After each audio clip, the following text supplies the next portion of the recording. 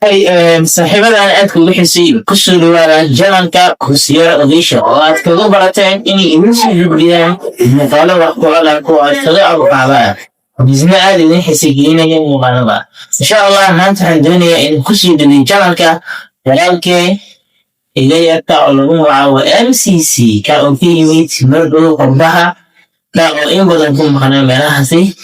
joogin inay yaqaan in kale ma aqaan laakiin maanta inaan ugu talagalna inba waxaan ku dhacay soo saxaabada iyo dadka ku daawanaya adeeg siiyaan sharafado shaarkii allah maxaaniya shaarka waa kana miskaan saartana de halostene ana ana ما شاء الله